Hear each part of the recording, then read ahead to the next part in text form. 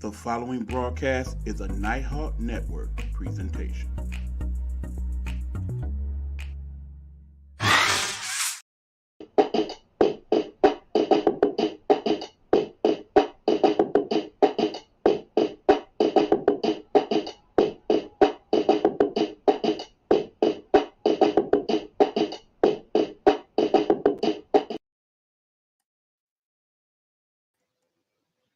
What's going on, good people? It's your boy E Buck, the Nighthawk himself, CEO of the Nighthawk Network.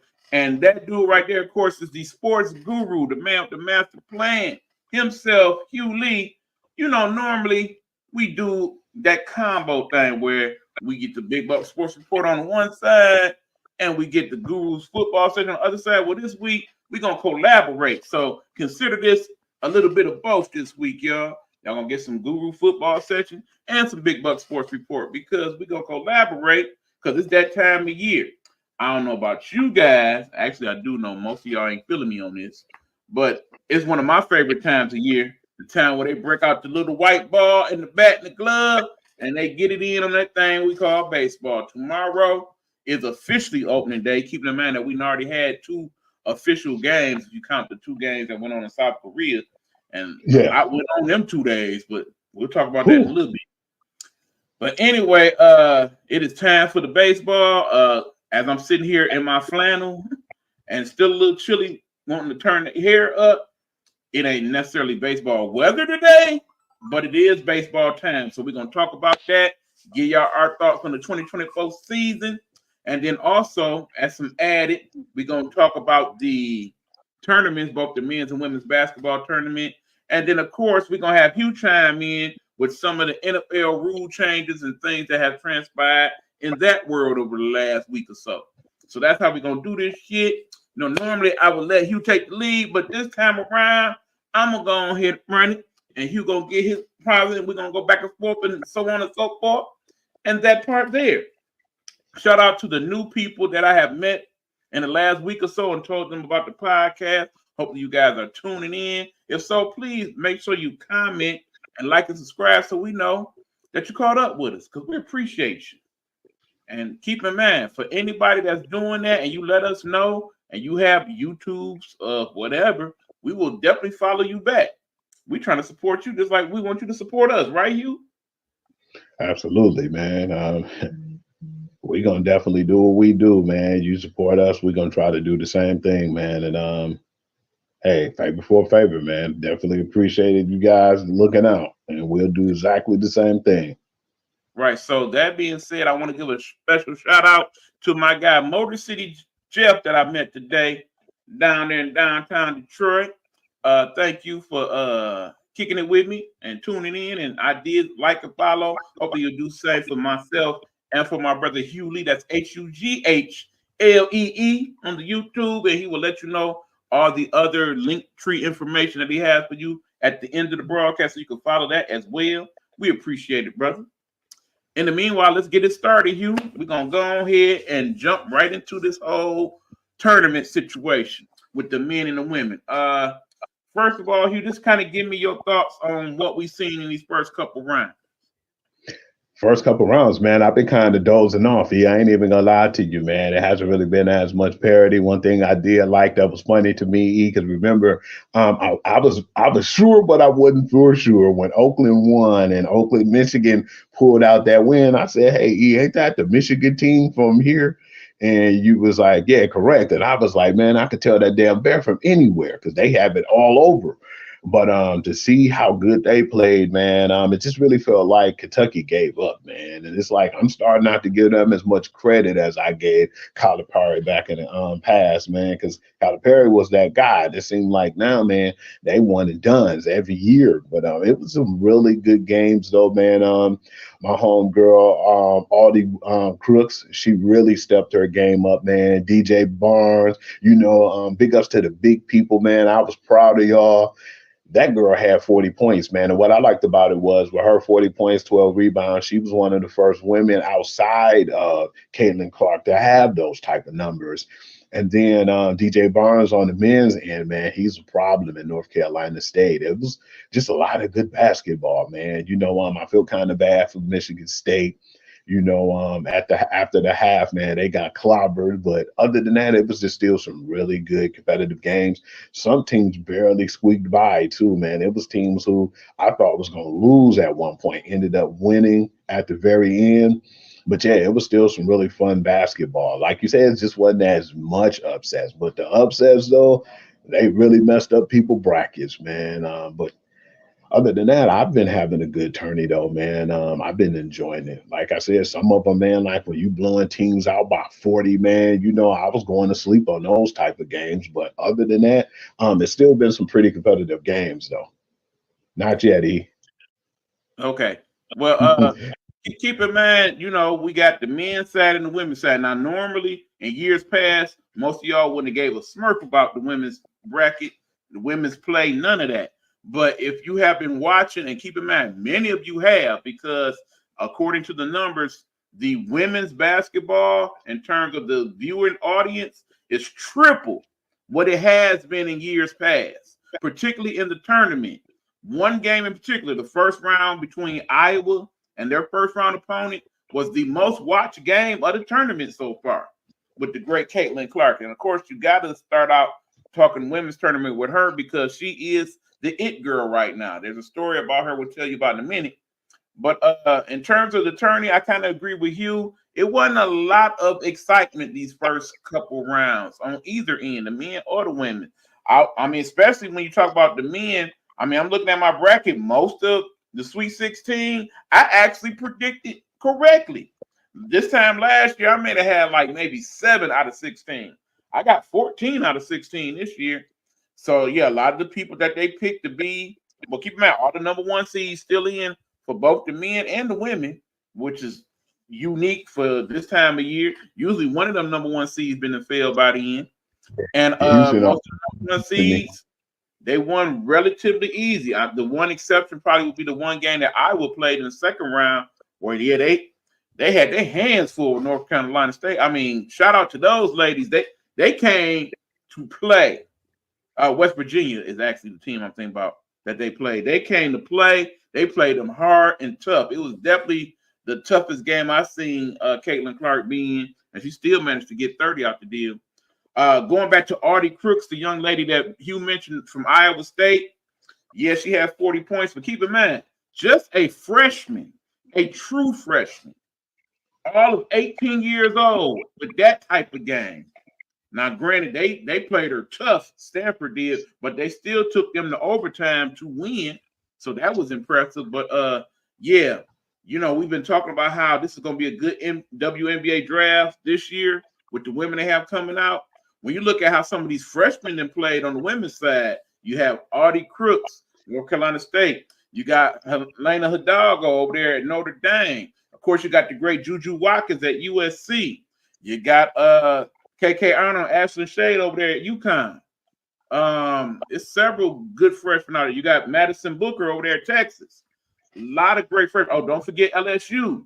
And don't forget Miss Williams at LSU. And don't forget, of course, Miss Fu Wiley at South Carolina. There's a lot of great freshman players. On the men's side, none of them are star power, to be quite honest. It was not a lot of people that stood out per se. DJ Burns definitely did, though, the big man for North Carolina State, all 6'9", 275 of him. Hugh.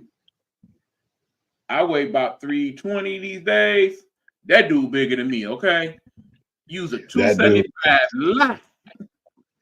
And he specializes in vending machines. That should be his nickname, the vending machine. No doubt. That dude all of 300 plus. Hell, Artie Crooks about 275 for real. Yeah. I'm thinking they definitely touching and they teetering on that too, or 300-pound mark for sure. Right. But that being said, put all that aside, because both of them, Burns and Artie Crooks, them can ball. Them can ball. As your boy would say over there at ESPN, that girl bad. And that boy bad. So yeah, I'm liking the fact that unfortunately we're not gonna get to see no more of Miss Crooks this year. they did get eliminated, but Burns has definitely moved on to the next round. And of course, again, shout out to the Oakland University Grizzlies who did their thing. They almost pulled off a second upset against North Carolina State. They did take them to Yeah. overtime, but yeah, definitely proud of what that program accomplished this year. I know they had a couple good parties off of that, Oakland U, because that's where we used to go to party as a former EMU alum. That was one of the places we used to go hang out on certain weekends when wasn't nothing jumping off on our campus. So I am familiar with the place, and very nice school. Little smaller, but then a little bigger than you might think also. But yeah, I'm hoping that because of what happened, that brings some good stuff to their program in the future. And then, of course, shout out to Coach Campy. Been doing it for 40 years and just been doing his thing. Go ahead, Hugh. Funny thing is, man, they're gonna have to update this page. You know, I want to go on there just to see what was going on, man. Check this out, man. Jack Golke is not even on the picture, man. You know, this was supposed to have been him right next to this brother, man. You don't even got a lot of people pictures up. You know, a lot of that's gonna change, man. I think that they're going to elevate that team, and it's going to be more people from Michigan now, man, who's not going to be to the point where if Michigan State or Michigan doesn't pick them, that they're not going to hold their heads down, man. They will have another option in that school, man. And I think that they won a lot of recruits just from what they did this season, man. And that was pretty good. I mean, they definitely benefited from that thing called transfer portal. Remember the kid Golke that was hitting all the threes for Oakland? He was a transfer from a Division II school, no less. That's probably why they had a picture of him, because we weren't available. But you know, again, definitely they were the big surprise of the tourney so far. And in terms of good game play, that was the ones I definitely keyed in on. But like I said, pretty much standard these first couple weeks. I'm hoping that we definitely get some better and more competitive games in this second weekend of the tourney. Definitely will be tuning in Thursday, Friday, Saturday, Sunday, Monday, when all those games jump off. And by that time, we'll be down to the Final Four for the men and the women. And hopefully we'll have some good matchups. I do hate the one bracket though in the women where it seems like all of them play in that one bracket with USC and Iowa and UConn. And yeah, that's going to get kind of ugly this weekend. Because in the end, only one of them going to make it to the Final Four, unfortunately. Because we talked about it, I really still feel like when it comes to like Indiana playing South Carolina, I believe that that's going to be more close than what people expect. But like I said, man, if they beat them like and make them really look bad by like 20 down there 30, and I wouldn't see nobody beating South Carolina if they can beat up on Indiana like that. I would definitely say if South Carolina make it to the Final Four, they going all the way. Ain't no doubt about it. And the only team I really am worried about playing them, quite frankly, is the LSU squad. Because, you know, they played them close to 2 times they did play, and they definitely going to have something to prove if they get to play them once again. That's going to be an epic matchup, and that's probably going to be one of the most watched women's college basketball games of all time, if not the most watched game, if they actually meet up for a third time this season. So I'm definitely here for it. What's sad too is people be wanting to, and they pray for Angel Reed's downfall, man. Remember that picture that I showed you when she was waving goodbye, you know, after they pulled out the victory. They ended up pulling them out by pretty huge numbers too in the second half.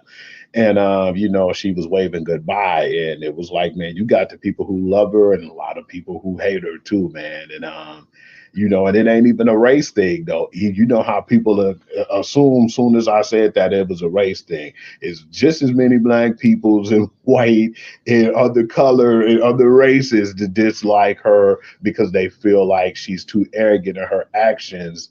But yeah, it's a lot of parity, man. It ain't just one race. A lot of people don't like injuries. Black, white, you know, you name it. There's a share of people that don't care for Caitlin Clark, feel like she's getting overhyped and whatnot. Y'all is wrong as hell, I must add. She is definitely all that she is being hyped up to be, and probably then some. So much so that did you guys know that perhaps in the last 48 hours it happened that she was made an offer by Ice Cube to play in his Big Three. You know, the Big Three conference that he has in the summertime, the 3-on-3 basketball. And he reportedly offered $5 million for just this season to play in the Big Three.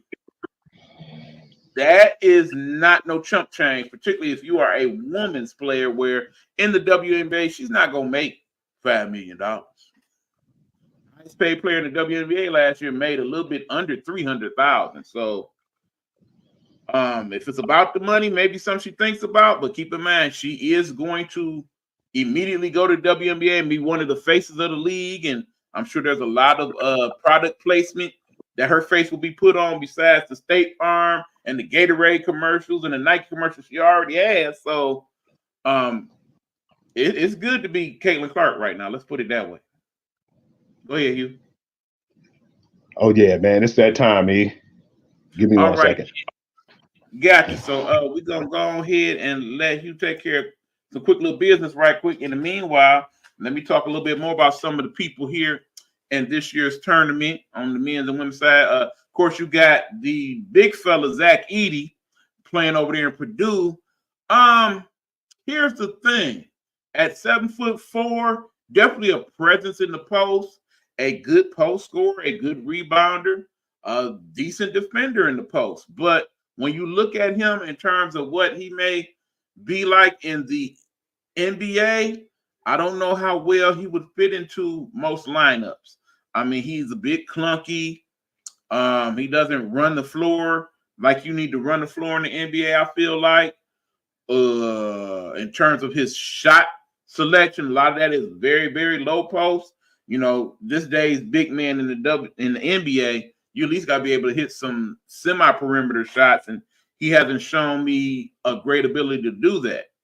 Of course, on the other hand, you have people like Hunter Dickinson, who's kind of on that same level as well. He may be a little bit more athletic than Edey, but of course a little shorter, and again, not a lot of dynamic dexterity in terms of his ability to run the floor. If you actually go and look up this year's upcoming mock draft for the NBA, you're going to see a lot of names you do not recognize. That's because a lot of those names in the lottery picks that they have in the mock draft, they are not from America at all. A lot of foreign players in this year's upcoming draft in terms of the lottery. So I don't know how well that plays into the whole NCAA tournament thing. You would hope that in these next coming games that a couple people will kind of come out of the pack and be like some people that may be future stars in the NBA, but I don't see anybody, or nor did I see anybody on the men's level that I felt like is going to be a breakthrough player, a future Hall of Fame. A lot of good possible candidates for bench people or people that fit in systems, but no, definitely not a draft this year where we're going to see a Wembanyama or LeBron James or anybody like that. The women, on the other hand, several superstar players in that. We talked about the Caitlin Clarks.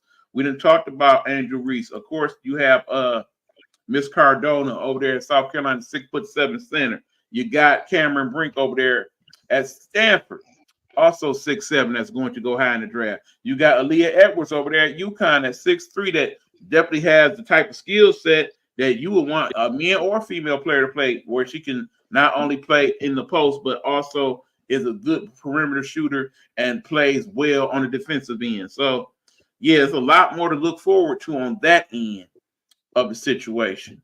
But hopefully, either way it goes, we get some good tourney play in the next few days to come.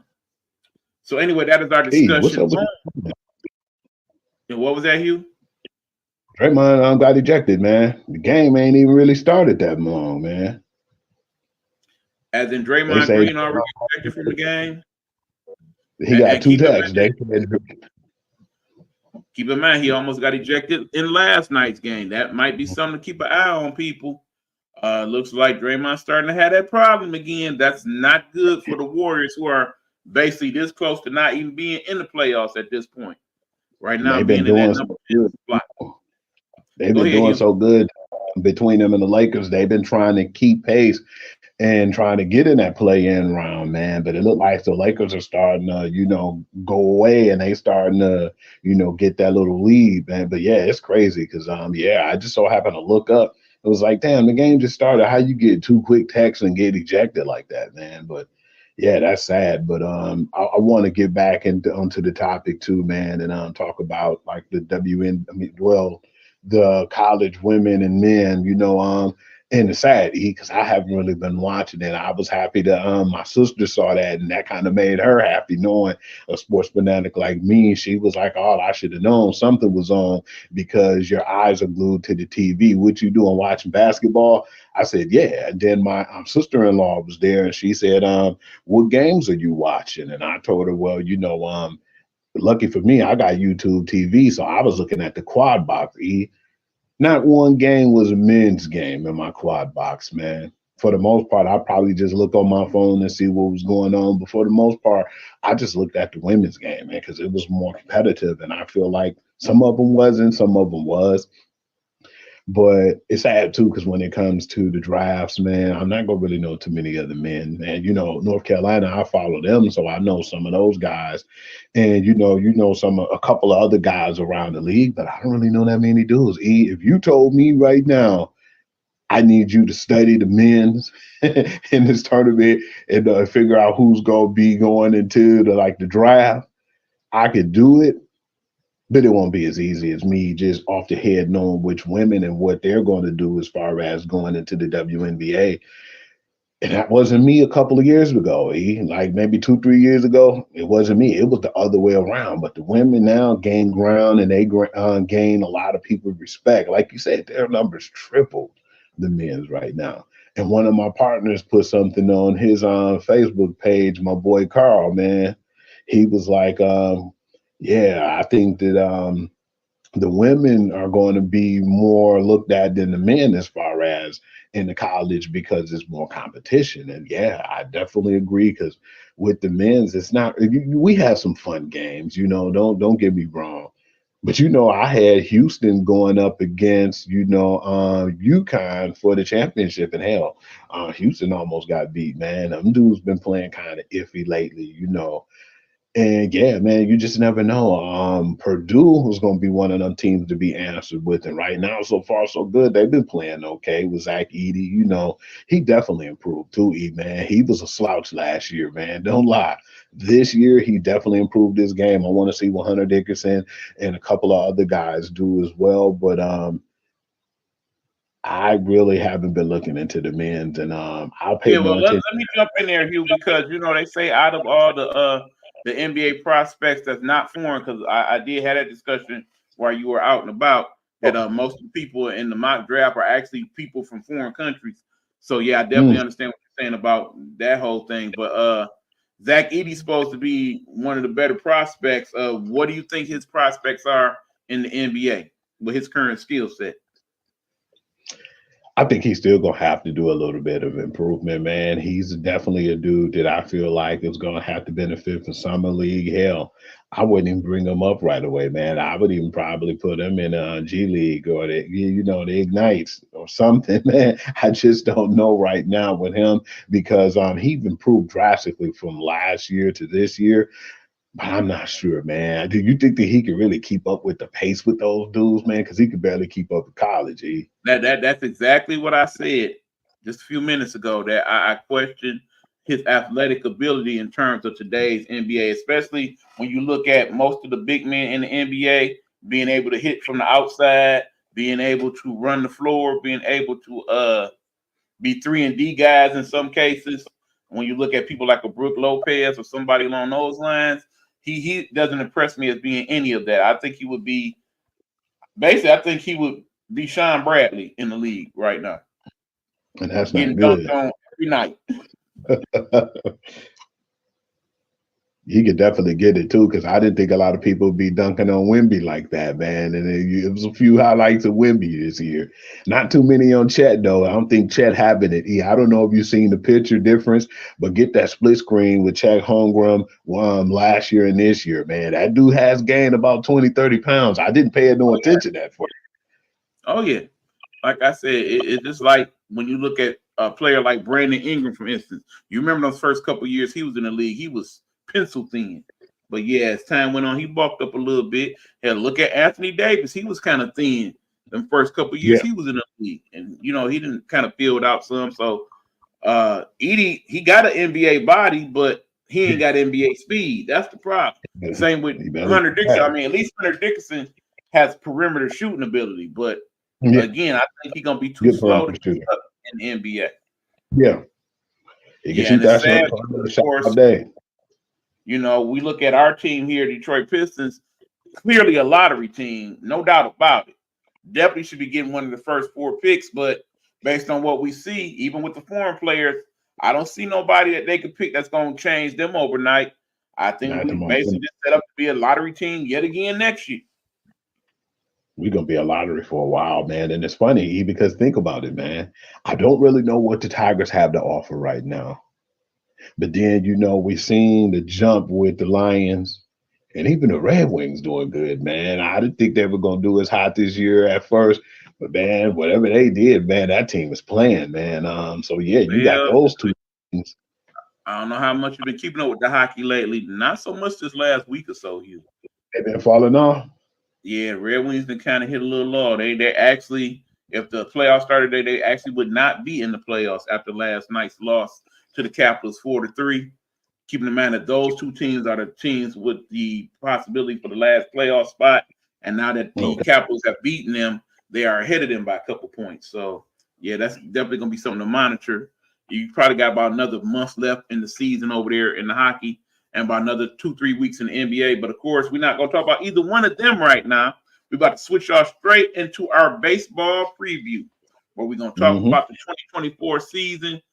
Last year, decent year in baseball, all in all. Definitely was a lot of surprises when the playoffs came. The two Yeah. teams that ended up in the World Series were not the teams that most of us would have picked. And of course, with the No. Rangers winning it all, definitely not the team that I thought was going to win. I do believe last year I picked either the Dodgers or the Braves to win. Neither one of those happened. I don't recall who Hugh picked, but I'm pretty sure he didn't pick Texas or I know we definitely didn't pick the Diamondbacks.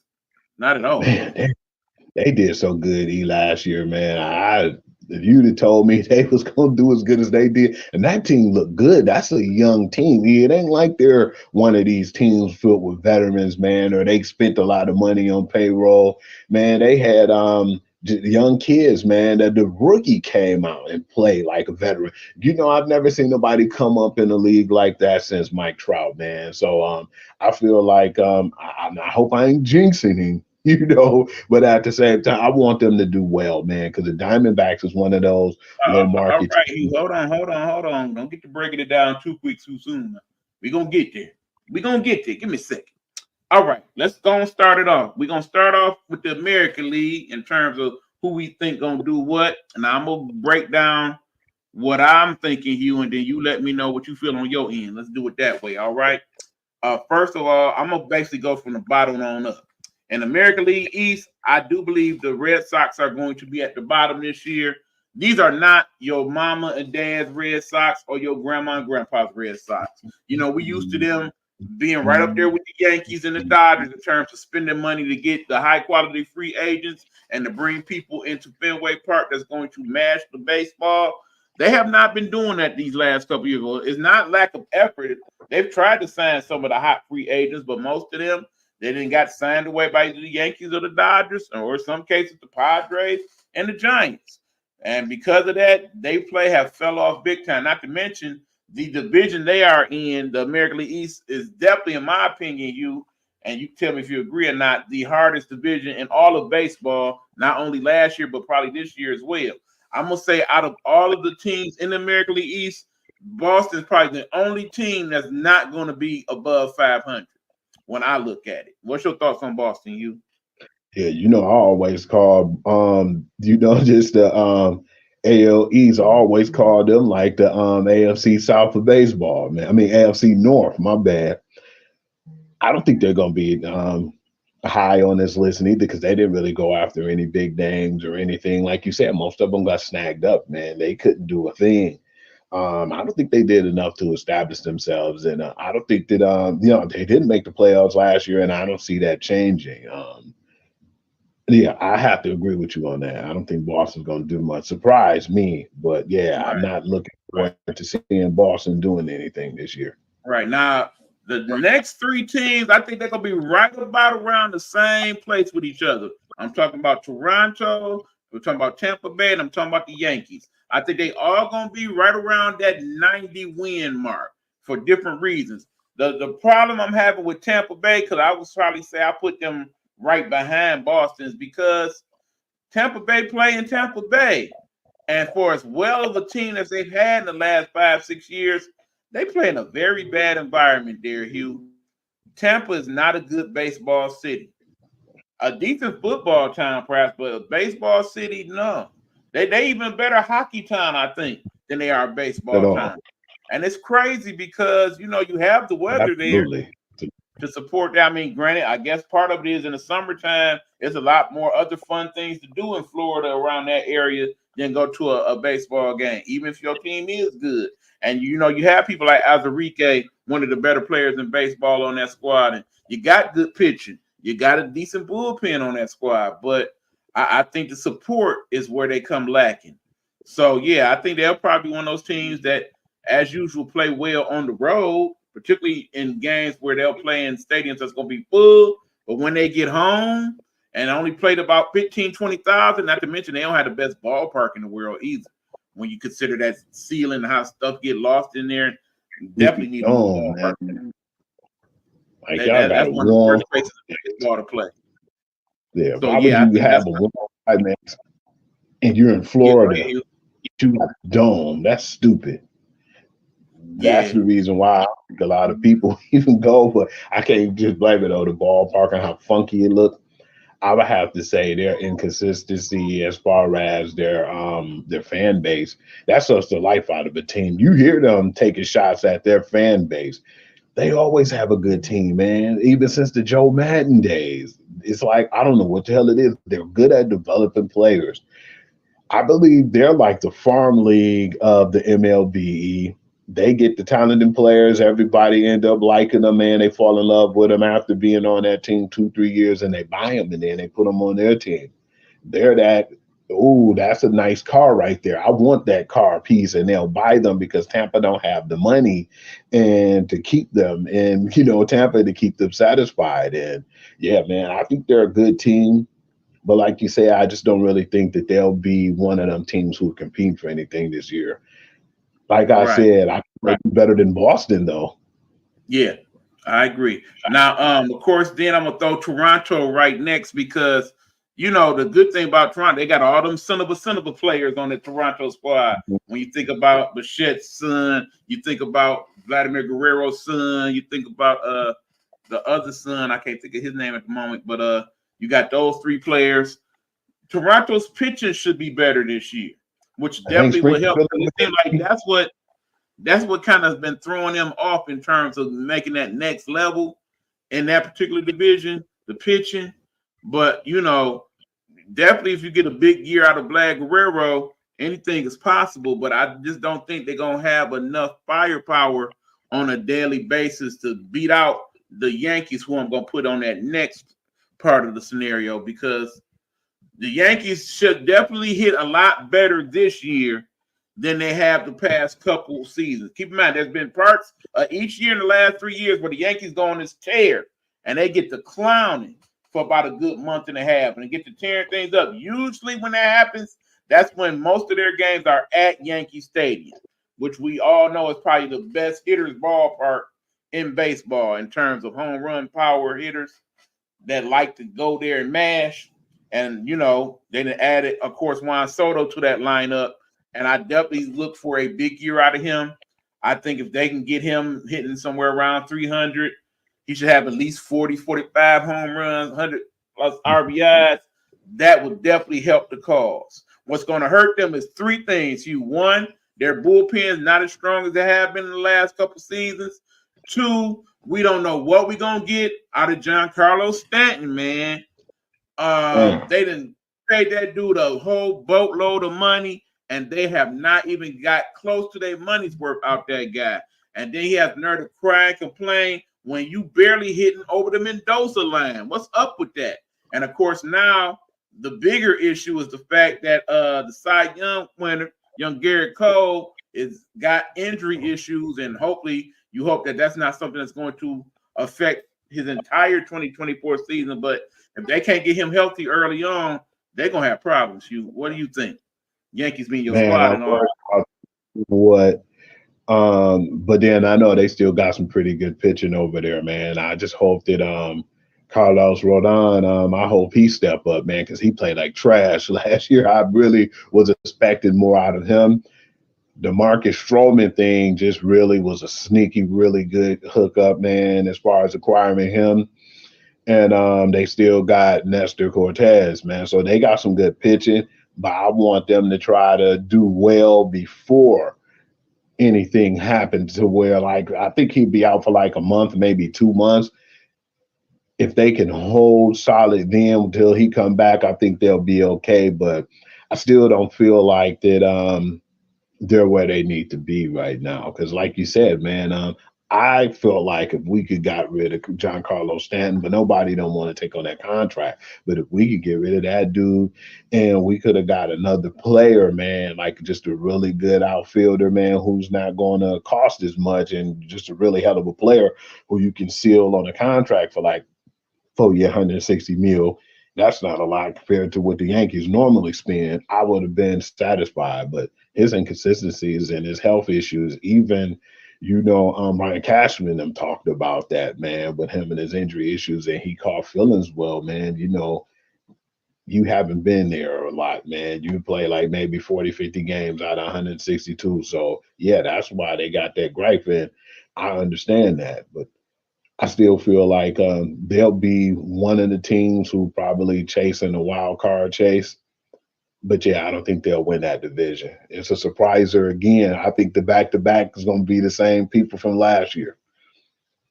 Which gets us to, well, hold on, before we go there, let me just talk about last season's numbers for Giancarlo Stanton. Yeah, he had 24 home runs, and yeah, he had 60 RBIs, even though he was hurt part of the season. But in the end, the 191 batting average, 191, sir, with 124 strikeouts and 371 at bats. That's not going to get it done, especially in Yankee Stadium, where with that type of power that you have, you should hit 30 in your sleep. It should At be least. nothing. At least 30. And I say at least 30 at Yankee Stadium. Period. Now, of course, Aaron Judge staying healthy, that's definitely going to be a key for them as well, because he's been having some injury issues these last couple seasons also. But yeah, that's what.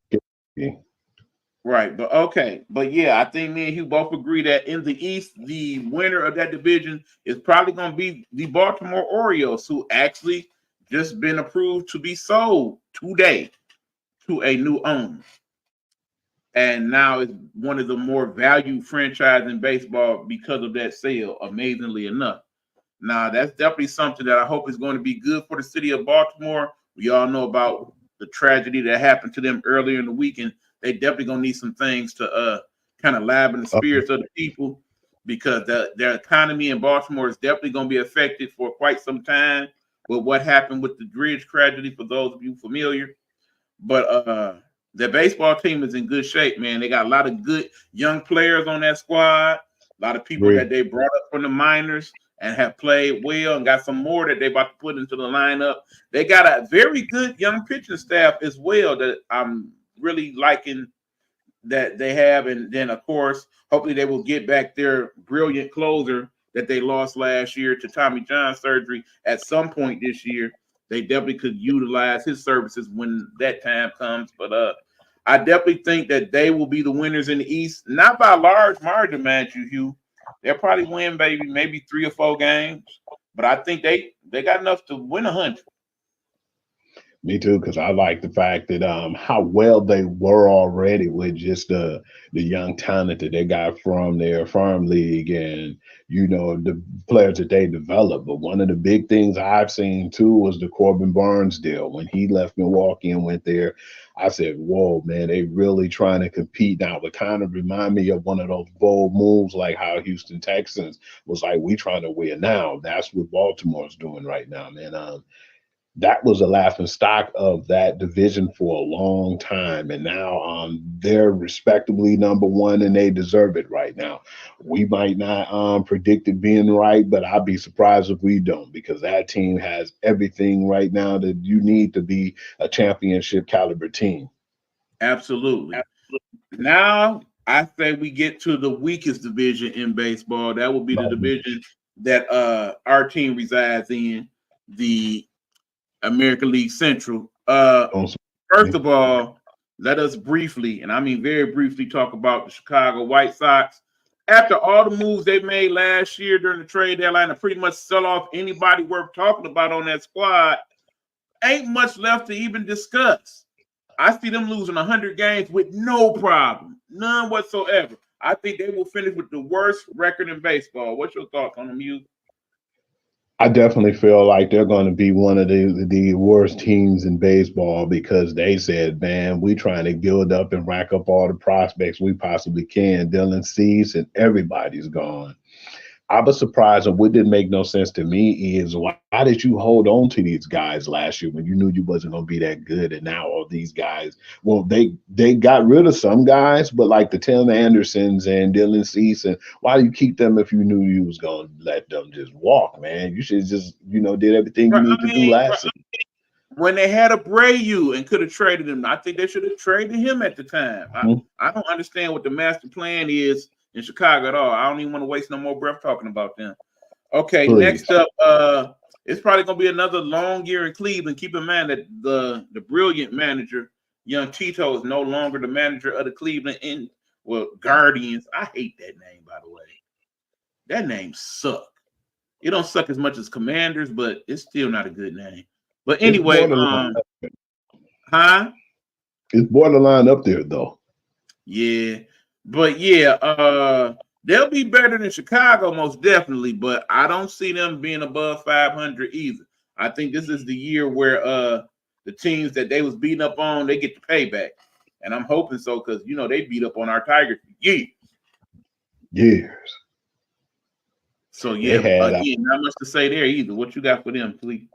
They had some solid players over there, man, but I just don't really feel like they're going to do much. I was really surprised too last year, because I thought that they was going to do a little better than what they did, and they underachieved. So yeah, I don't really look at or expect much from Cleveland. I think that they'll be like a team who, if they're not fighting for last place, they'll be on the bottom third of the actual bracket. I agree. Okay, now keep in mind, you saying what about Kansas City? No, actually, y'all, Kansas City should be a little better this year. They have some very good prospects down there in AAA, and they had a good spring, so they're bringing several of those guys up. So I'm curious to see how they play. Of course, I love Bobby Witt Jr. as a player. Definitely was very wise of them to lock him up long term as they did. I definitely think that was in their best interest, keeping in mind Kansas City, one of the smaller markets in baseball, but definitely a baseball town. Looking forward to seeing what they pull out. Again, I still don't see them making it over the 500 mark. I say they're a little bit around that 75 win range, but definitely going to be better than Chicago or Cleveland. Your thoughts on them, Hugh? I definitely feel like Kansas City is going to be a little better. They showed glimpses of improvement last season, man, and they had opportunities, but I just feel like they had long spells and droughts to where they didn't play well. But like I said, the potential's there. Bobby Witt Jr. is one of my favorite players I've seen last year too. It's going to be one of those years where they're going to kind of beat up on each other, and they're going to try to jockey for position. But then I still feel like our division is still like one of the worst divisions, and it's basically like a consolation prize. You know what? I'm gonna put it in these terms just in case. I know it's probably not a lot of baseball fans out there. You know who they are? They're the NFC South. That part there were basically the team that win the division. Good for them. Everybody else, have fun at the draft. That's pretty much what you're looking at in our division. So that being said, the only two teams I think could even possibly win the Central Division is, of course, the Minnesota Twins and his Detroit Tigers. You claiming my Tigers, right? You claiming us, right? Oh, for sure, man. Did you see the shirt I got on, man? There you go. You know, sometimes you gotta check with you. But but anyway, here's the deal. I think it's a neck and neck between them two squads. The thing that will put the Tigers over the top is if the pitching that they brought back from spring training stays healthy, because we got 5 very good starters in the rotation. Mize looked very good in spring training. Scooble might be in contention for the Cy Young this year. That's how good he looked in spring training to me. You got, of course, Maeda that we brought over, and I think he's going to be a good pitcher for us. Flaherty is probably an X factor.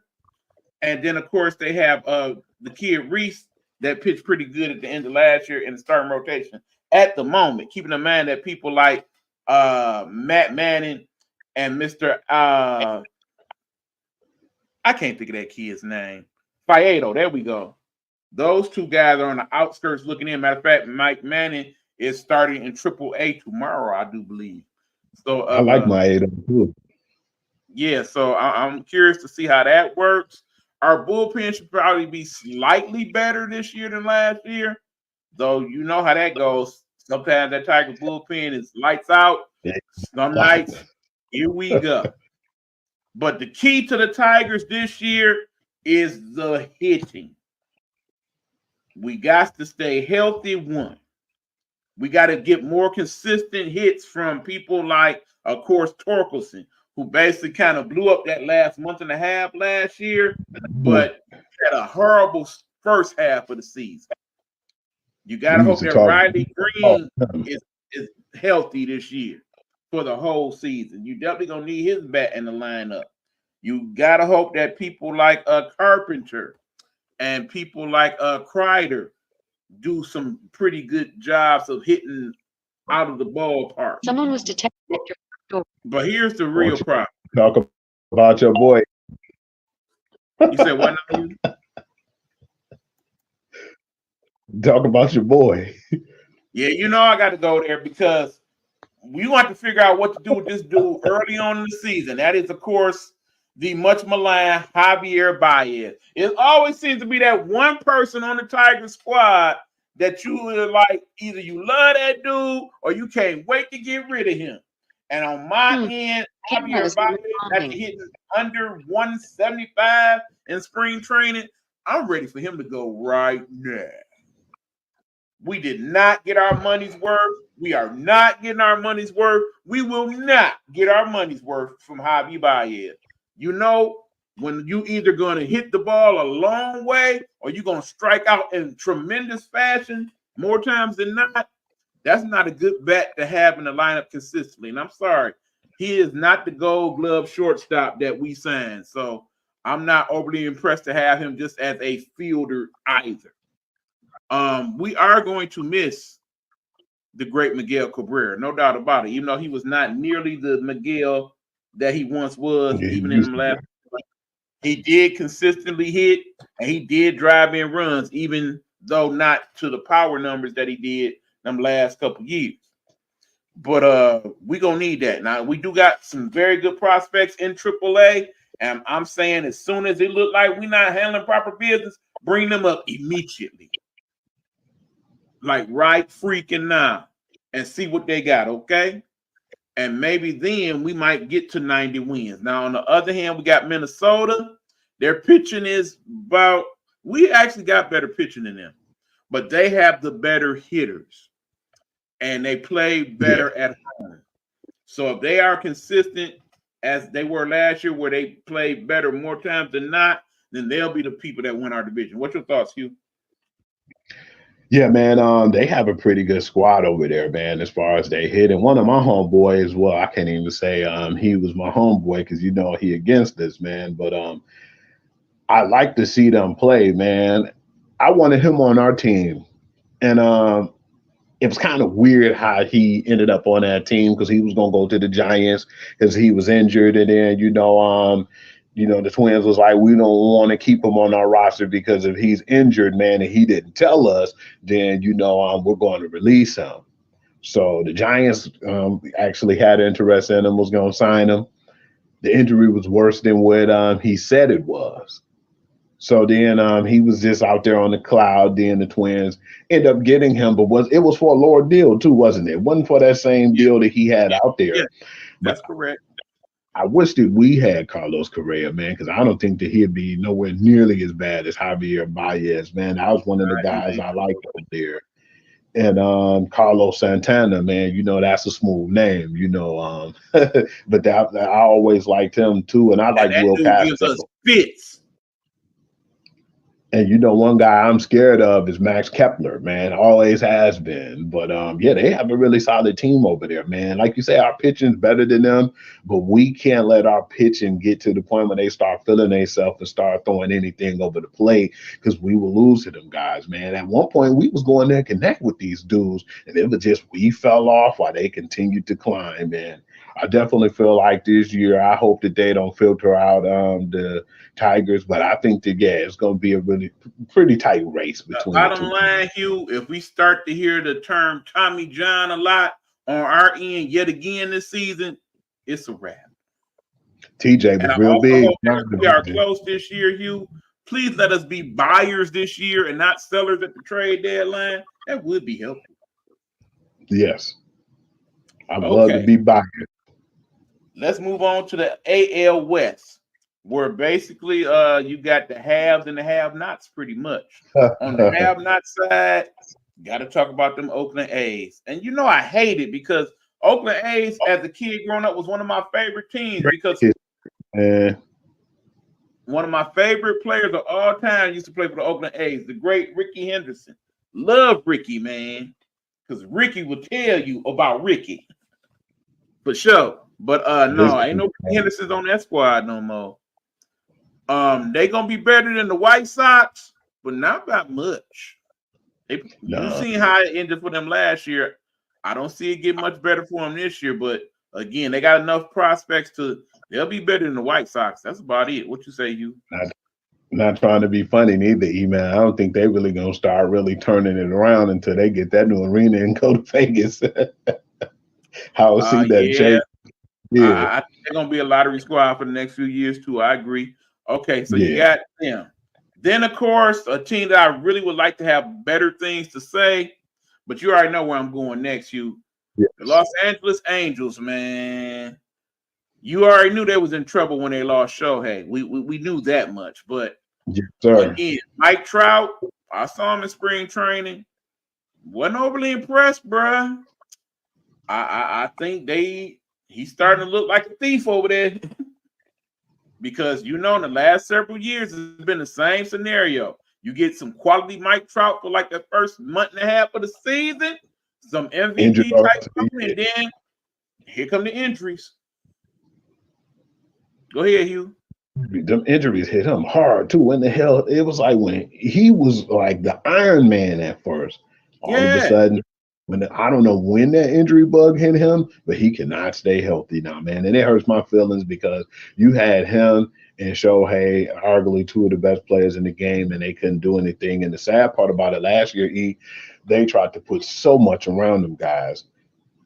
And remember, Hugh, the thing that's going to hurt them this year is you remember a few years ago when we talked about this on the air. We talked about the MLB draft that particular year. And remember that year, and I believe it was 3 years ago, where the Angels drafted all and nothing but pitchers. You recall that? Yeah. I think that's coming back to bite them now because now you're looking at that farm system and they don't have a lot to work with. So you pretty much got what you got on that squad, and it ain't a lot. It's enough to be better than the A's and the White Sox, maybe the Indians, but in that division, they're gonna take a lot of butt whoopings. And then we ain't gonna talk about your boy, that damn thief. I couldn't believe him, man. And I've seen some of the guys on the team. It was like they have not so bad of a team. But when you talk about Anthony Rendon, I'm not feeling that dude, man. I really thought when he came over there to play with Shohei and he came over there to play with my boy Mike Trout that he was gonna do well. He did so good when he played, before. But when he got that big contract, man, and then you hear his attitude and the way he carry himself, it's like he don't give a damn about baseball in general. Indeed. I believe he was with Washington before that, and he was a good player there. With the Angels, He just there. And there's a lot of people on that squad just kind of there. Like I said, I look for them to try to make all type of moves, and in the end, I say if you do get some good play out of Mike Trout, and you can keep him healthy around the trade deadline, even if you have to eat some of that contract, I think this is the time you should move him and move on to whatever the next phase of the Angels is, because it ain't working out for them. It's not. Especially when you got the rest of the people in their division. First of all, you got Seattle, a very good young team that just missed making the playoffs last year. And they definitely did a few upgrades over there, like that pitching staff. Love the outfield that they have over there in Seattle. They got some people with some arms over there that can hit the ball, that can run well. They look very solid on that part of the ball for sure. I definitely see them winning at least 90 games this year and competing for a wild card. Very strong team. And also, you got the Houston Astros that's just been in the mix for pretty much the last decade. Even with all the cheating scandals and all that, they still managed to keep playing good baseball and being in the mix when the playoffs come. The key, of course, for them is to have a very healthy Justin Verlander to go with the other great pitchers on that staff. If they can get him healthy and get him rolling yet again, they definitely are the team to watch out for in that division. But, of course, you cannot misplace the world champs, the Texas Rangers. They still got all the players pretty much from last year. They didn't lose much, so it'd be hard-pressed to see them not being in the mix again this year. What you think, Hugh? First and foremost, I want to get to Seattle and then go my way back up like you did. I love Julio Rodriguez. You ain't a baseball fan if you don't like Julio, man. Mitch Haniger is my boy too. I like him, man. At one point, I didn't think he was going to mount up to nothing. Yeah, I can't throw you under the bus and say we, but then it seemed like when they kept him on the squad and it seemed like they had that faith in him, he took his level of play to a whole nother level, man. And with him and Rodriguez, man, that's what's making them, be who they are right now.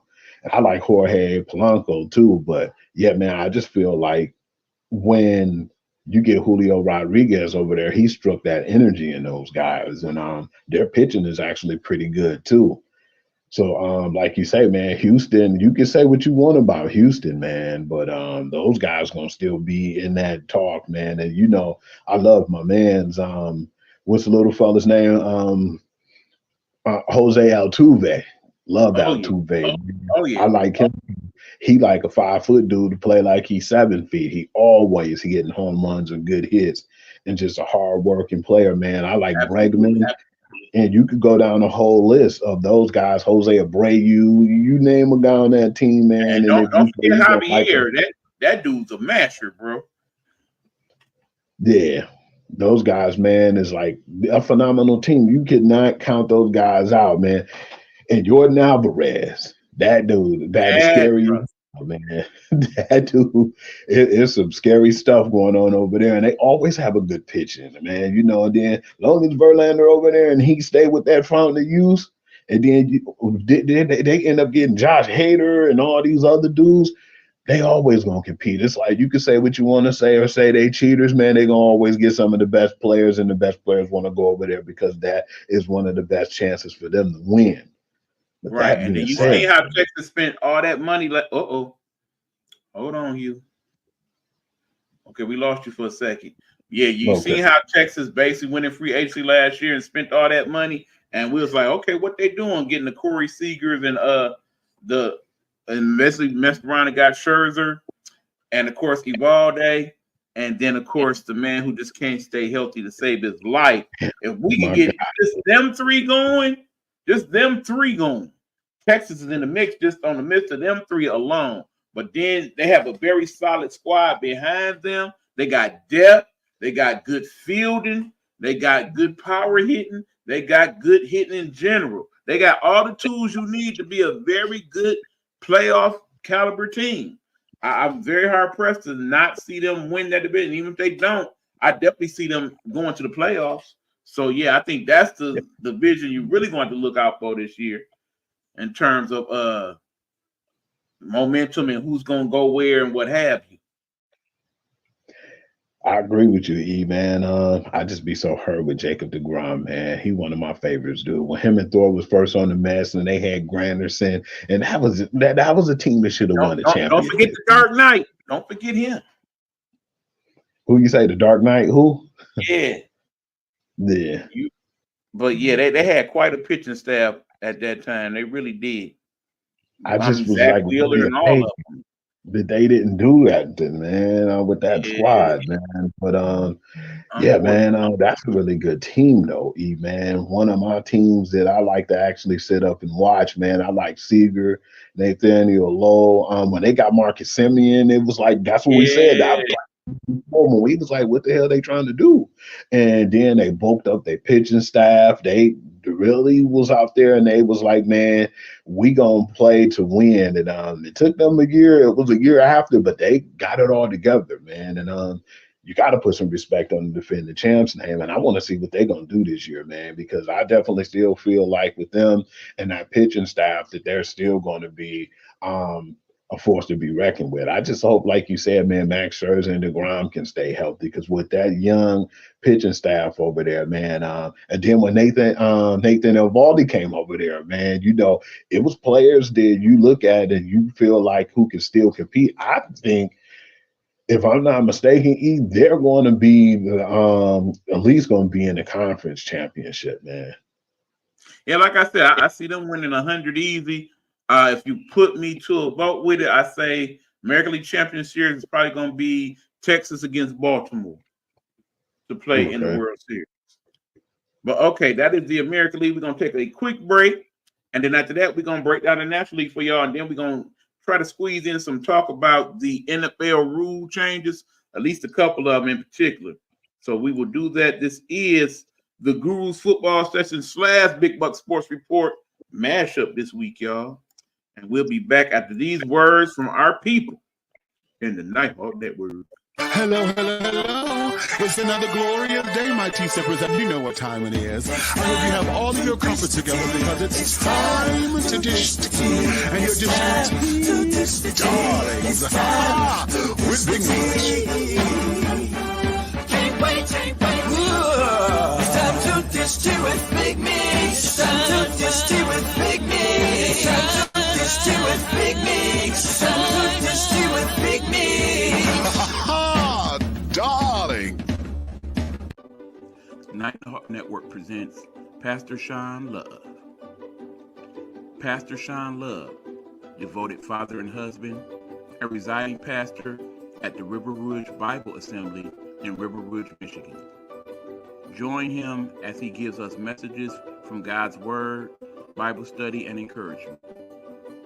You can find him on YouTube under Sean Love.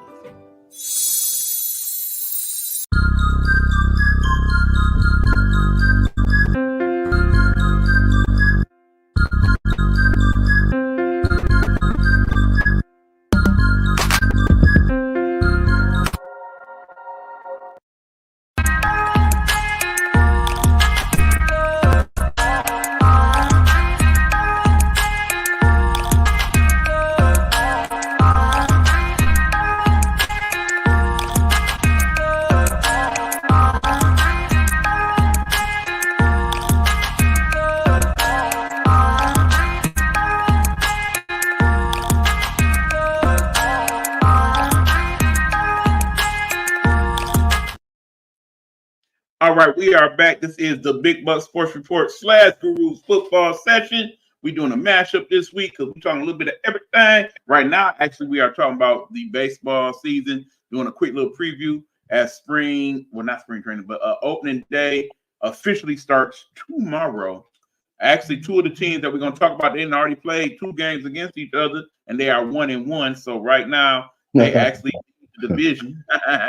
We'll get to the NL West in a minute, but we're going to start out with the NL East. Keep in mind, there's not as many good teams in the National League this year, I feel, as in the American League. So for those of you who are National League fans and will wonder why we didn't talk about them as much as the American League, is because I think several of them, they just kind of there. They just going to get a lot of participation points. Perfect example, a team that I call, hold on, let me make sure I get the right one here. The Washington Nationals. They just here, okay?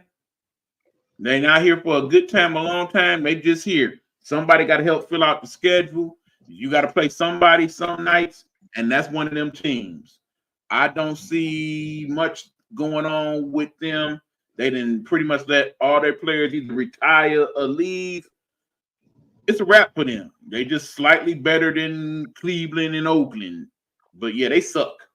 I really don't see nothing from them, man. Thank you for giving us players like Juan Soto. They had Scherzer over there, and they had a couple of strong players over there, man. And all those guys. All gone. Man, it just seems like Bryce they went to Harper, waste.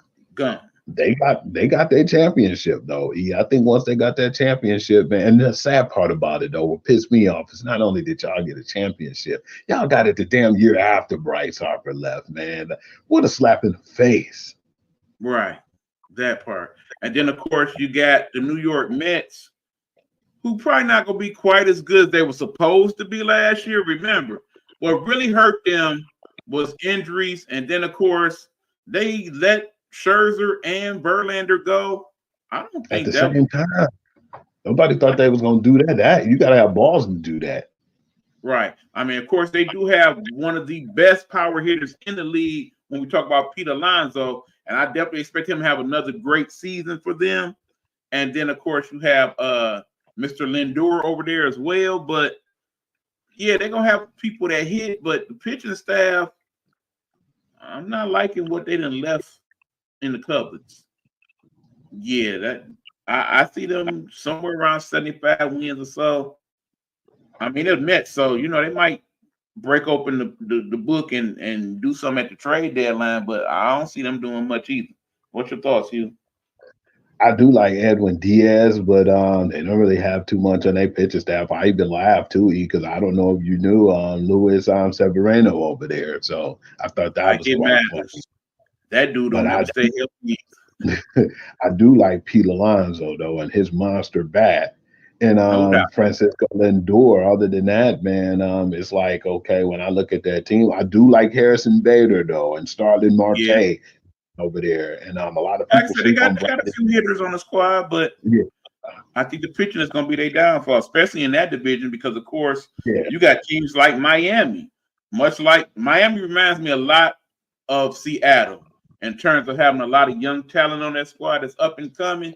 They got some really good pitchers on that squad. For those of you not familiar, you might want to check them out particular nights when they have some of their young starters in the game, throwing a good 100-102. Again, Miami definitely a better baseball town than Tampa, but they gonna have their nights too where it's like, where the hell everybody at? Not to mention if we have a summer like we did last summer, Florida in the middle of the season, it got really, really hot. And I think that actually did affect them. What surprised me is the fact that they have, like you said, their fan base is not as heavy into baseball as they should be. They love the Miami Heat, you know what I'm saying? They usually come out to the basketball games. Baseball, not so much, but you got one of the most exciting baseball players on your team, man. Jazz Chisholm, dude, he is so exciting to watch, man. I'm just surprised that they're not trying to, really do more over there as far as, advertise and put more around him, man.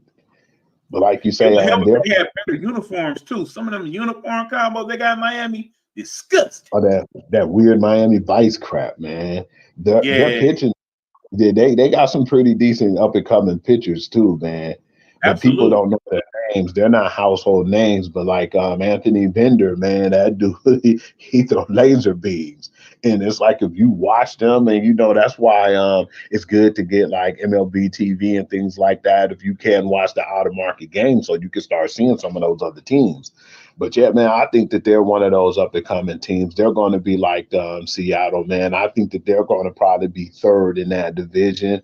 Maybe hell yeah, because you know what, I almost slapped myself. I was about to say maybe second, but there ain't no way in hell. no. Hell, did they gonna beat Atlanta or Philly? You know where we going now? Basically, much like kind of with the Central, we got Philly and we got Atlanta. Two very good teams.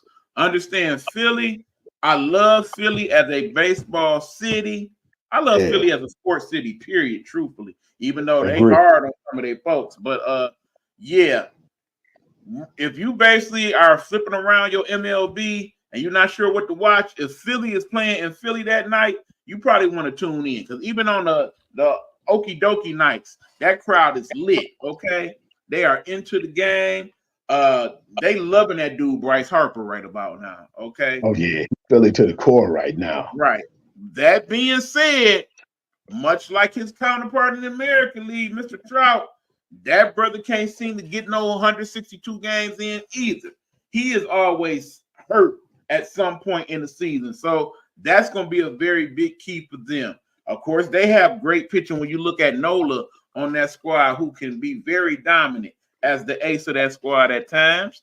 Of course, you got the former Tiger Nick Castellanos in that lineup that hits good in certain parts of the season. You know, he should be good for over 300. You got the catcher Real Muto. He's a good hitter as well. They got don't forget about the man monster Schwarzer. That dude hits bombs, okay? Ooh. Bombs. You know who he remind me of? You gonna like this comparison too, man. He remind me of the big donkey, Adam Dunn, but I don't think he strike out as much. That dude hit bomb. Absolutely. You like that comparison? Because basically, much like Dunn, when he put the ball on the label, it's gonna go a long way, and in a hurry at that. So yeah, it's gonna be some nights you watch Phillies, and they're gonna be winning like 15-2, and it should come as no surprise. But then, of course, it again depends on the health of that squad. Now, that being said, they probably the second best squad in that division because Atlanta is loaded. Atlanta is loaded. Okay. And remember, they had issues with their pitching staff last year. A lot of that seems to be solved so far. They got 2 or 3 of the best starting pitchers in baseball in that rotation, especially when you look at Strider, who led the league in wins and strikeouts last year, and then had the nerve to come back this season with another pitch, a devastating knuckle curve to add to his fastball slider changeup combo. Yeah, he's gonna be a lot to deal with. I think he is definitely in the running for Cy Young off rip because of that alone. I see him striking out 300 and winning 20 again. But yeah, Atlanta, a good ballpark to play in. Again, they have their nights where they kind of not really feeling them. You know, it's a lot of stuff to do in Atlanta as well, I guess. But in terms of baseball, you're gonna see some solid baseball. I think them and the Phillies at least gonna have 95 wins apiece, if not 100. That's definitely gonna be one of the better divisions in baseball. I say it's a pick 'em as to who wins. If I had to pick one, I'm actually gonna go with the Phillies to win the division, but Atlanta gonna be right there. What's your thoughts, Hugh? It wouldn't even matter if Philly won because, man, we seen teams win the division to get put out in the first round last season, man. I love Atlanta, though. I'm a little biased of Atlanta because, you know, when I started watching baseball and I really started getting into it, man, you know, the late great legend Bobby Cox was there, man. And then, you know, they had all the best pitching in the world, man. I had Maddox, you know, baseball mid, and yeah, man, I was Atlanted out, man. My old dude, he loved Atlanta, and so that's why I started following them, man. But like you said, I like Spencer Strider. I forgot Chris L was even over there. And then, you know, you have Mentor, Charlie Morton, man. It's like they have some of the best, Max Fried. They have one of the best pitching staffs that's assembled, man, in baseball. And then I like their center too, man, because that dude hit bombs. Trevor Diamond, I like that dude. And Sean Murphy. Probably the best overall player in baseball, not named Shohei Ohtani. That would be Mr. Ronald Acuna Jr. That dude, you know, we talk about him every year. I know people get tired of us talking about Ronald, but Ronald's that good, man. I love me some Coca, man. The best He is a leadoff future hitter Hall of Famer. ever to me, man. I might be pushing it. He my favorite leadoff hitter ever, bro. But I love them dudes, man. He reminds me a lot, for those of y'all who go way back in the annals of baseball, he is the modern day Roberto Clemente. No doubt about Yeah. it. And people Between slip on this boy too, man. Albies, man. But see, I believe if Albies be healthy, man, Ozzy can make that team even more of a powerhouse than what it is. But he just been kind of injured a lot, man. But I do like Matt Olson too. At first, I was like, "What the heck is y'all doing when they let Freddie Freeman go?" I was pissed about that, But man, last year, Matt Olson really just took off, man. And yeah, that's a dangerous squad, man. And then you know, a lot of people don't like Marcell Ozuna, man. Been a lot of issues that he been up to, and a lot of people not fans of him. But I just really feel like that's a squad, man. And to get Adam Duvall back over there, man, that's another person. When he's in the zone, he's in the zone. I'm gonna have to say though, man, in this case, like I can't say Philly's gonna beat Atlanta in that division because they have so much over there. I'm Right, not to mention they got some good kids in AAA that still could be brought up in Atlanta as well. So either you can bring them up or use them as trade pieces in the trade deadline. So yeah, and think I'm about it, you go might with be right. Atlanta. I say Atlanta probably by like 5 games, but it ain't gonna be that much, man. It's gonna be neck and neck because Philly got a hell of a team too. What's my man's name? Baum. That dude, man, he came out of nowhere. You know, I be making fun of him. I be calling him Pennywise, man, because he kind of favorite Pennywise. But yeah, that dude, man, that's just a fun team to watch, man. If you ain't a football, if you're not a baseball fan, man, and you probably don't like guys like that or a Philly team. But yeah, I like them because they kind of just fit that persona in Philly, man. You know, they just, rugged dudes, which I definitely like about them. But yeah, I'm gonna have to pull through and I'm gonna go with my Atlanta Braves. I'm a little biased on that end. I ain't mad at it because I said I've been an Atlanta Braves fan for many years myself. I get it. You know, a lot of people, if you're a true baseball fan, you oftentimes have an American League team and a National League team, or vice versa. That's how it was for me. Okay, let's get into the Central. This is a rough one. I will say for sure that the Milwaukee that you've been used to the last few years, not this year, y'all. No. I don't think the Brewers gonna be anywhere in the mix when it's all said and done. And as far as the Cubs go, not really too sure about them brothers I'm not neither. quite sure what they trying to do over there. And I be biased too, because I love the Brew Crew, man, but they not the same Brew Crew as they used to be. And then letting go of all them players, especially a special player like Corbin Burns, man, I don't think they really give a damn right now. No, I mean I was pretty much done with them when they let Rizzo go, and then right behind him they let kid go to Colorado. Yeah, they ain't want to win no more. Okay, here's the thing. I kind of want to put St. Louis in that mix, but then I don't. Because Hugh, it happens with them every year. They'll start out kind of all right or even sucking really bad. But then you look up around playoff time, and here they come. Every year for like the last decade, it's been like that. But remember, the people that were on those squads no longer on the Cardinals. They have moved on. You no longer have Molina. You no longer have Pujols. You no longer have Wainwright. So I don't know what to make of this St. Louis squad now. I mean, yeah, granted, they do have 2 of the better power hitters, 2 of the better overall hitters in baseball when you talk about the first baseman and the third baseman. Nolan Arenado. Absolutely. Absolutely. Those 2 will definitely be dangerous in the lineup. But I guess we're going to have to wait and see with St. Louis. It's 50-50. I can see them winning 80. I can see them winning 90. It's just what they do.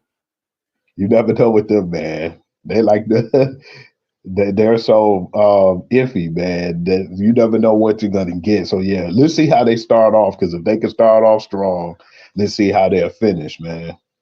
Now understand, these 2 teams we about to mention, it's gonna come as a surprise to y'all that've been following baseball for a few years. But I'm telling you, watch out for both of these squads: the Pittsburgh Pirates and the Cincinnati Reds.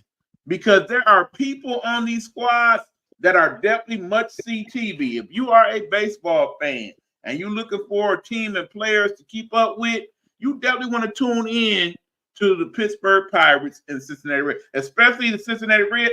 That dude, De La Cruz, is the truth. Tell him about him, Hugh.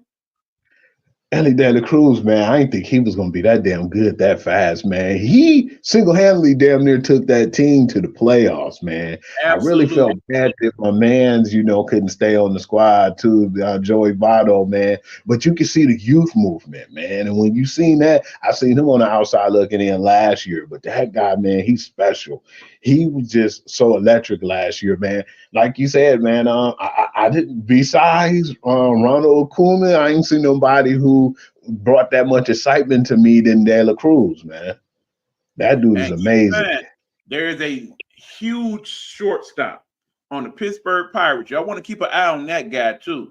Now, unfortunately, he kind of got injured along the way last year, so he really couldn't show his full potential. But man, for about a good month or so, that dude was nice. And I'm talking about at bat and on the field. You usually don't see too many large shortstops that play that well. I mean, of course, you have some of the exceptions when you think about the greatness that was Cal Ripken Jr. And of course, back in the day when A-Rod was playing shortstop for a time. But yeah, that kid, he's pretty good. You're gonna like him. And Pittsburgh got a few prospects they about to bring up. You really gonna like that squad if you watch. You talking about Anel Cruz? Yes, sir. These damn cruisers in the league now, man. It's starting to be 1,000 of them like the Rodriguez's. But that dude is a beast, though, man. It just was fun to watch the Bucks last year, too, man, because we didn't expect nothing from them. If I'm not mistaken, E, like I said, I don't know what you said, but I got to throw myself under the bus again because I thought they was going to be one of the worst teams. I remember saying that last year. Really did. I really did. I agreed with that. But no, like I said, particularly in the second half of the season, they definitely came up just like Baltimore came up. We didn't think they was going to be that good last year, and they played very well. I think we're going to have a similar thought process when it comes to Pittsburgh and Cincinnati as well. And my boy just seemed like he keep on being on the roster, man. And I love him because he's never was a big person in size or stature, but he had pop in his bat. My man still on the squad. Andrew McCutchen, man, one of my favorite players, man. Absolutely. So Agent like fine wine over there. Okay. We got to kind of speed this up a little bit so we have a little time to get to the football. Okay, look. the NL West. Now, I think we all know who is favored not only to win the NL West, but probably the whole shebang bang. We'll get to them in a minute.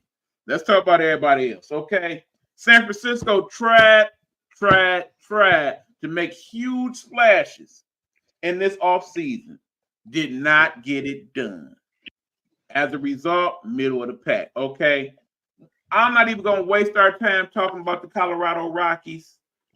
They're going to have some games where they hit about 15, 20 runs because they in Coors Canaveral, as us baseball fans call it, that ballpark that when it's summertime and you in the mountains and the ball get the flying out the park, but for the most part, they ain't going to have nothing to do with none of this, okay? It all boils down to Arizona and San Diego against Big LA, okay? Now, San Diego, even though they didn't got rid of Soto, they still got a lot of big-name players over there. They got some good pitching over there. But it depends. And it's crazy because San Diego, you would think because it's San Diego, wouldn't be a good baseball city, but it actually is. It actually is. They play some good games over there in Petco Park. So, yeah, I'm definitely going to like to see a San Diego Dodgers game jump off over there in San Diego, or even when they play in LA for that matter. And Arizona was the biggest surprise last year in terms of how well they did. And again, they didn't lose much during the offseason, so I think they'll be right in the mix. The only reason why they're not going to do much better is because of what the Dodgers have done.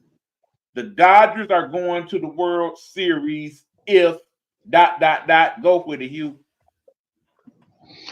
if they stay consistent and everybody can stay healthy, man. Because and then at the same time, man, they just stop. I think a lot of the years when they be one and done, I feel like sometimes they overlook some of these teams, man. You can't do that. If they can stay healthy and stay consistent, then I think that they can beat any team on any day in baseball. Bottom line. They're winning 100 games. We know this, okay? Look at the lineup. Okay, you got Shohei Ohtani.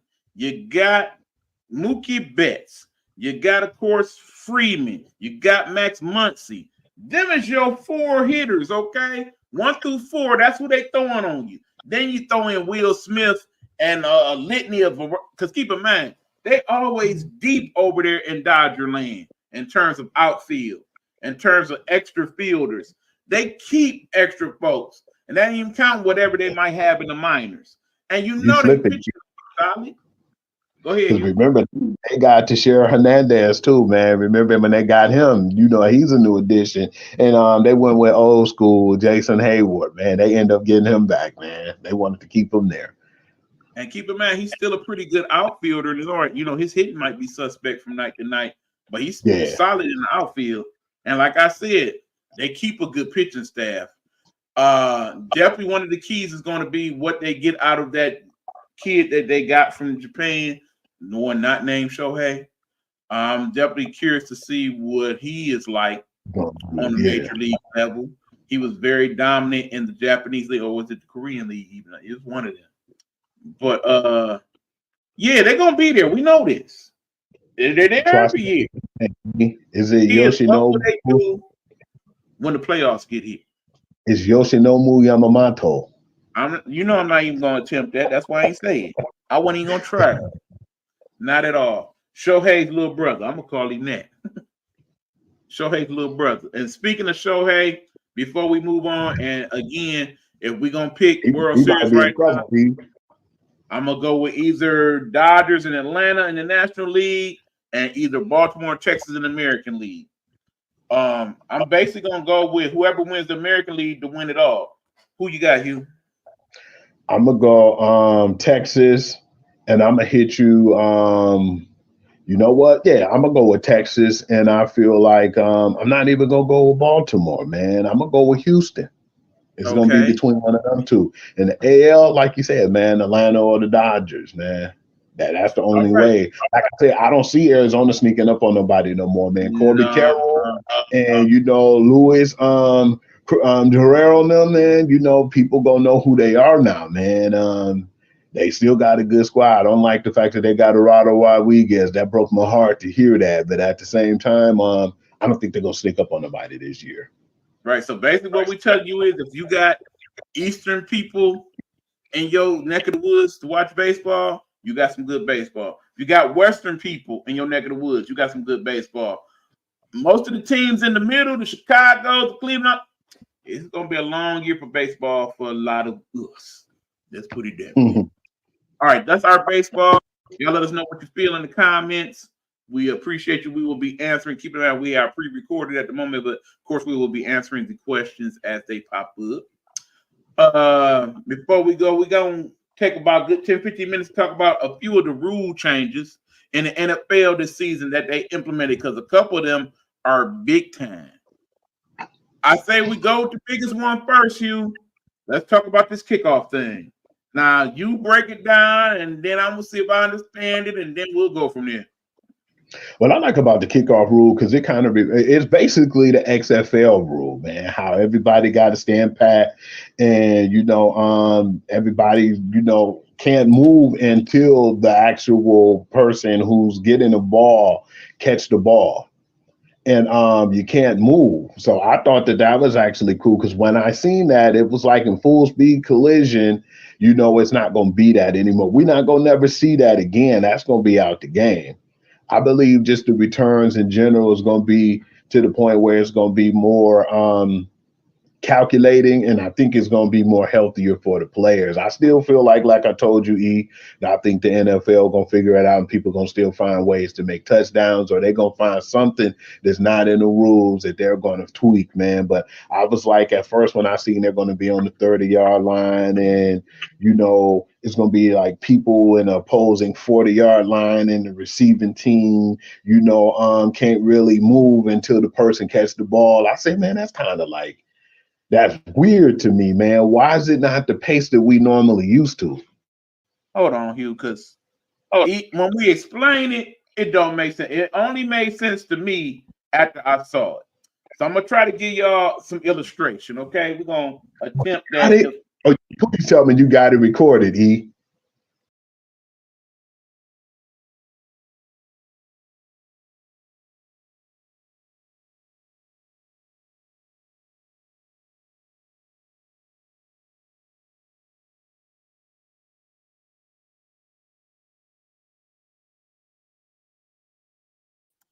I'm jumping in here right quick because we started doing illustration about how it looked and did the paper thing and whatnot.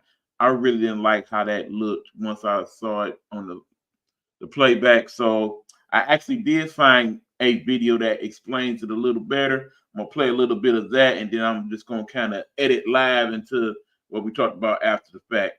Here it is, him. The NFL just changed the kickoff rules, and first, I would like for all of us to take a moment of silence for our loss of our dear friend, the onside kick, and reminisce on all the great memories it gave us. Okay, with that out of the way, now I'm not going to sit here and pretend like the regular onside was a fun or interesting play.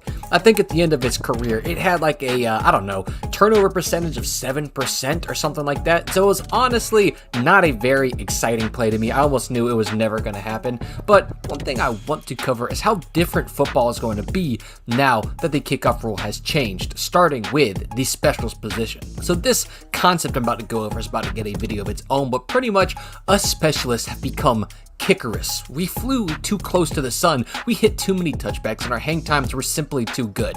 So when you have too much of a good thing, you take it away. They took both of them. And what do I mean? I mean, if you hit the ball directly into the end zone, aka touchback, they get the ball at the 35, which is the equivalent of kicking it out of bounds, and no bueno. We have done a lot to avoid giving teams the ball at the 35. On top of that, they also said that no player can move until the returner catches the ball, so hang time is no longer a factor, and also makes it the only play in the sport where a player cannot move while the ball is moving. So yeah, that gives you a bit of better understanding of what that looks like in real time.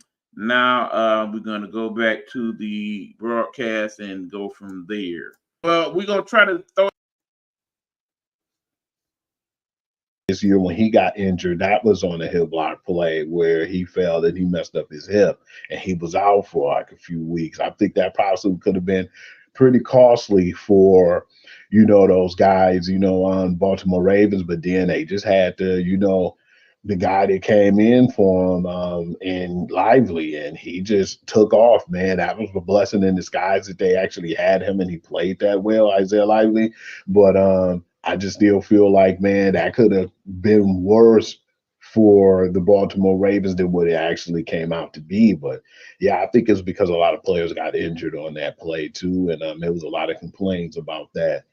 Basically, you holding on with dear life and just putting your weight down and dropping on that player. So yeah, that was one of the rules they changed, but I don't think that it was good for the defenders, because a lot of the defenders complained because they said you give everything to the actual offense and they don't give us nothing, man. You make our job harder than what it already is.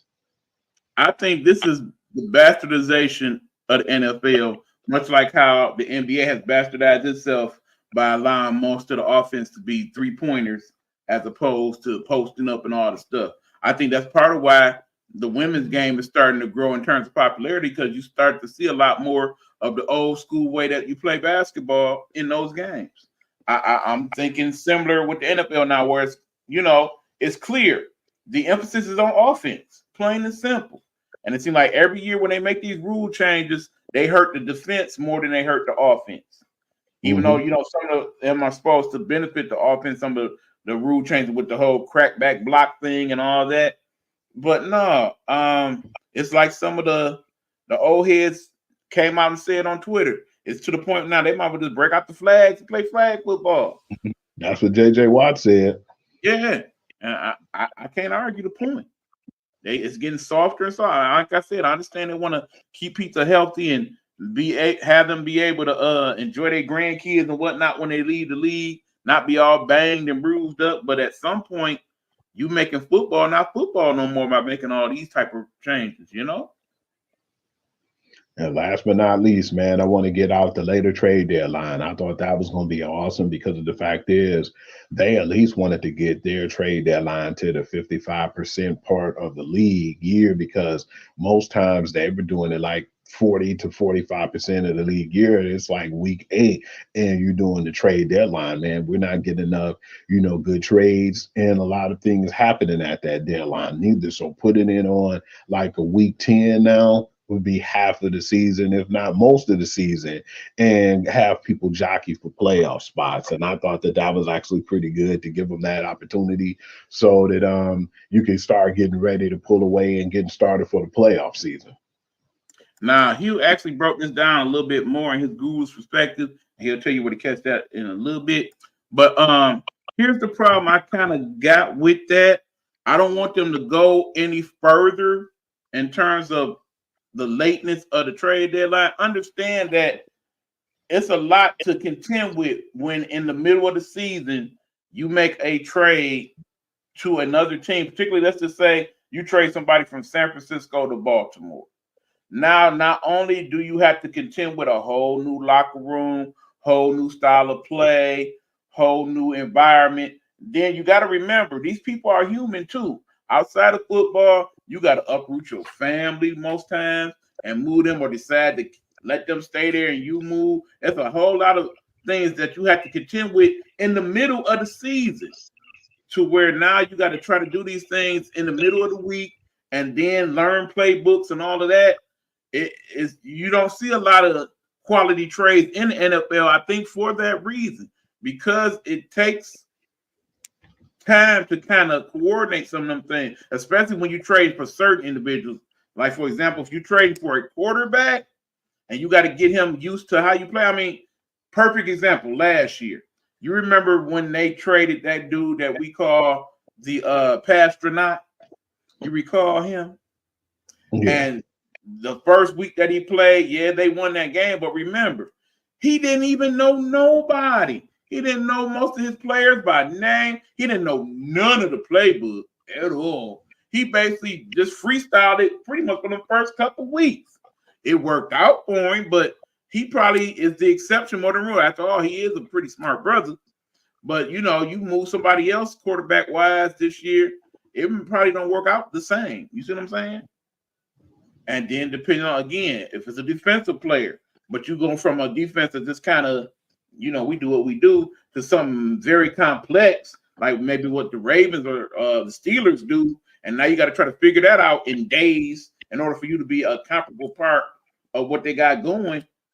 I don't know, man. I'm kind of 50-50 about that whole trade thing. Yeah, I think they looked at it like they was doing it too early and they seen how late everybody else was doing theirs. But like you say, if it's a quarterback, man, they'll have it. You might as well just not even start that quarterback the rest of the season if you're going to trade for him. But I think it'd be best for like a linebacker, maybe a defensive end who goes in and rush at somebody, or a wide receiver, or even in that case, like a running back. It'll probably do them well. But yeah, I want to see how that pans out for other positions around the league. And I want to know if when they do that next season, will they even get a game changer in the actual trade deadline, or how many more people will use or be able to get players in the trade deadlines? Because we don't talk about the trade deadlines as much because not a lot of people get traded at that point in the year, man. It'd be usually quiet. So I want to see if that help increase it, or does it stay the same? Because if so, then it really doesn't matter. They moved it, to a later date. Absolutely. Anything else we got here? No, that's it for me, E. All right. So, yeah, like I said, that's just a little bit. Keep in mind, for those of you who kind of want a more complex breakdown of the rules. Hugh did an excellent job of that on his podcast, the one that we call the Sports Guru's Perspective, the Guru's Perspective. He was about to tell you now where you can find that and everything else he's got going on social media. Yeah, you can check out the Sports Guru, the Guru's Perspective on Spotify. And I have Hoovy, that's my Instagram page. I got my Lincoln Tree on there, and in my Facebook blog, Sports Guru to You as well. I actually have it on there too, so you can see all my social media. On TikTok, Hugh.Lee6. And then of course, we doing the show every Wednesday at 9 o'clock, man. It'll probably be pushed back a little bit now because we almost wrapping up the show. So yeah, man, just definitely appreciate you guys, and I appreciate all the advertisement and the love too, E. And we be trying to do our thing, man. Just want to get more people to chime in, and and like he said, I would really appreciate it. I'm about to start putting questions out there, and I'm just about to throw out stuff to probably make y'all mad, like, who do you think the better player? And I'm gonna just start throwing things out there for interest, and like just try to raise poll or just awareness of the people who's chiming in or who will pay attention to when I actually make things like that and create the different polls, man, just to keep the page more interesting and have more interaction. That's the main thing I want to focus on. Okay, I have a question for you, Hugh, because I'm sure a few people out there want to know this as well. As you know, the UFL season is starting this weekend. Are you going to be covering that on the page? Are you going to do things about that in your social media? I'm gonna try to check it out for the first 2 to 3 weeks and see how it is. And if it's doing well, I'm gonna definitely talk about it. If it's not doing as well as I think it should, or if it's not really getting as many people's attention, I might not talk about it. But yeah, I'm gonna give it at least a good 3-week window to see how it do, because it's sad because we wanted the XFL and the USFL to succeed and they didn't. So we didn't really talk about them as much. But now that they're united and they merged, if it's a better product now and it gives more excitement, yeah, you'll definitely hear a lot more of me talking about that. Yeah, it's going to be rough for us people that are fans of all the sports, because think about it. UFL is going to be playing primarily through April and May. During that same time, you got NBA playoffs, you got NHL playoffs, you got the start of the WNBA season, you got, of course, the rest of March Madness, you got the Masters if you golf people. Hell, you even got the French Open coming up in May. So throw all that in the mix. You kind of have to pick and choose whatever's going on. Not to mention, they started to make a little push in terms of showing a lot of the soccer league, both men and women. So you have that to contend with. So yeah, we definitely have to see how they compete with all the other sports. But yeah, at least for next week, I'm pretty sure that the Guru will have some insight into week 1 of UFL season, and we'll talk about that for sure. So in the meanwhile, we want to try to get this on at a decent hour so I can still react and still have time to get some rest. So we about to shut this down now, and we appreciate y'all. And thanks for the love, and make sure that you not only like and subscribe, but please comment as well. You can find me, by the way, on Eric Buckner, Nighthawk Network Detroit, and of course on these fine Facebook and YouTube airwaves under ebook or Eric Buckner. Of course, there are those who are members of the Nighthawk Network information page. You can find me there as well. I thank you guys very much for all the love. Remember, don't stress, be blessed.